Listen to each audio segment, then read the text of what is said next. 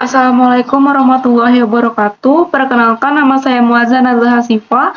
Saya dari kelas atau semester 2C Fakultas Hukum Universitas Surya Kencana.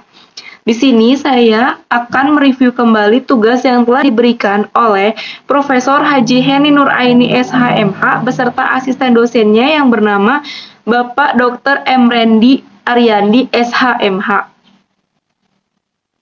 Lalu pada materi selanjutnya ada kemampuan bertanggung jawab, yaitu keadaan batin atau jiwa seseorang yang sehat dan normal ketika melakukan tindak pidana.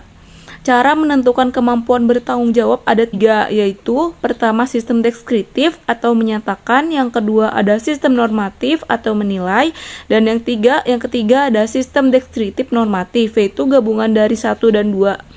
Lalu ada KUHP Indonesia menganut sistem yang ketiga, yaitu deskriptif normatif dengan alasan deskriptif artinya keadaan jiwa pelaku digambarkan oleh psikiater, dan normatif menyimpulkan perbuatan tersebut mampu atau tidak mampu yang ada didasarkan pada hasil pemeriksaan di pengadilan. Lalu ada juga tidak mampu bertanggung jawab untuk sebagian. Yang kedua, ada tidak mampu bertanggung jawab untuk sebagian. Jadi, yaitu suatu keadaan tertentu dari pelaku yang disebabkan keadaan jiwa sehingga untuk sebagian dinyatakan tidak mampu bertanggung jawab. Dibagi menjadi 4, yaitu yang pertama ada kleptomani, yaitu penyakit jiwa yang berupa dorongan yang kuat untuk mengambil barang atau benda milik orang lain, tetapi pelaku tersebut sendiri tidak menyadari bahwa perbuatannya terlarang atau melanggar hukum. Yang kedua ada promanis, yaitu penyakit jiwa yang berupa kesukaan untuk melakukan pembakaran tanpa alasan. Yang ketiga ada klaustrofobi, yaitu penyakit jiwa yang berupa ketekunan atau ketakutan untuk berada di ruang yang sempit.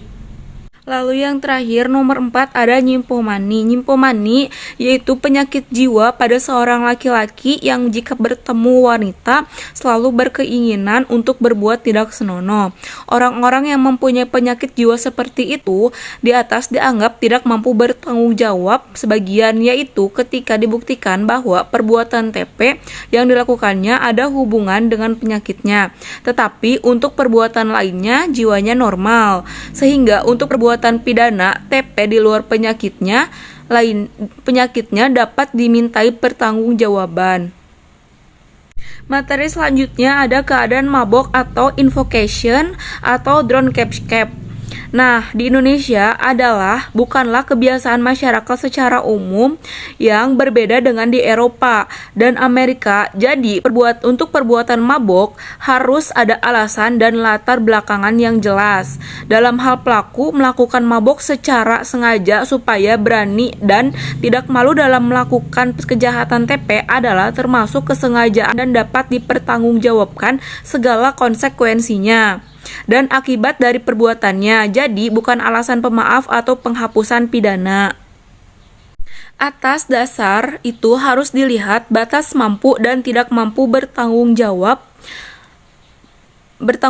yaitu pelaku tetap dapat dipidana asalkan dapat dibuktikan bahwa pelaku mampu bertanggung jawab atau pompe.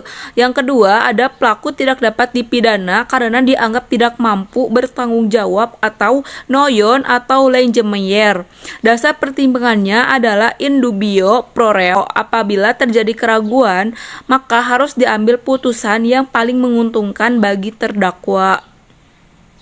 Mungkin itu saja yang dapat saya sampaikan. Mohon maaf bila ada kata-kata yang kurang berkenan.